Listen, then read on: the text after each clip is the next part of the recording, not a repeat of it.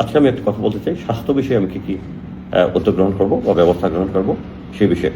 প্রথমত হচ্ছে আমি যেটা গ্রহণ করব সেটা হচ্ছে দুটো উপজেলায় আমাদের অলরেডি উপজেলা স্বাস্থ্য কমপ্লেক্স রয়েছে। সেই স্বাস্থ্য কমপ্লেক্সগুলোতে প্রয়োজন ভিত্তিক যাতে ডাক্তার, নার্স, যন্ত্রপাতি এবং অ্যাম্বুলেন্স ব্যবস্থা চালু থাকে সেটা নিয়ে আমি উদ্যোগ গ্রহণ করবই, এখানে কোনো সন্দেহ নাই।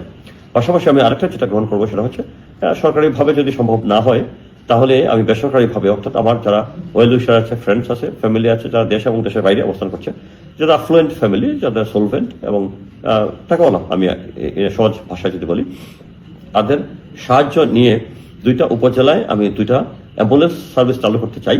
এবং এখানে ডেডিকেটেড টেলিফোন নম্বর থাকবে যেখানে 24 আওয়ার্স 24 ঘন্টা যে কেউ টেলিফোন করে অ্যাম্বুলেন্স সেবা গ্রহণ করতে পারবে এবং সেটা হবে সম্পূর্ণ বিনামূল্যে।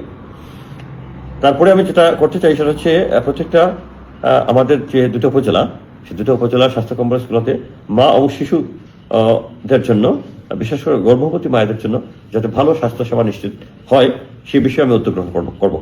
কারণ এটা আমাদের জন্য খুবই ইম্পর্টেন্ট এবং এই স্বাস্থ্য সেবার জন্য যন্ত্রপাতি হচ্ছে ইম্পর্টেন্ট এবং ভালো মানের ডাক্তার যারা গর্ভবতী মায়েদের চিকিৎসা দিতে পারেন সে বিষয়ে আমি উদ্যোগ গ্রহণ করবো। তারপরে হচ্ছে যে হার্ট ডিজিজ, ক্যান্সার, যেসব জটিল রোগ আছে এগুলো চিকিৎসার জন্য আমাদের এখনো ঢাকা যেতে হয়। কিন্তু আমাদের এই নির্বাচনী এলাকায় বিশেষ করে আমার শান্তিগঞ্জে একটা মেডিকেল কলেজ নতুন প্রতিষ্ঠিত হচ্ছে। অলরেডি বিল্ডিং টিল্ডিং সবকিছু হয়ে গেছে, ছাত্র ভর্তি হয়ে গেছে। এই আপনার মেডিকেল কলেজ যাতে এই চিকিৎসা দিতে পারে, অর্থাৎ ক্যান্সার সহ হার্ট ডিজিজের চিকিৎসা দিতে পারে সেই বিষয়ে আমি বিশেষ ব্যবস্থা গ্রহণ করব। অর্থাৎ প্রয়োজনীয় সংখ্যক ডাক্তার এবং প্রয়োজনীয় সংখ্যক যন্ত্রপাতি যাতে থাকে সেই ব্যবস্থা আমি গ্রহণ করবই। রোগী যেন আপনার অযথা হয়রানির শিকার না হয় সেই ব্যবস্থা আমি গ্রহণ করব।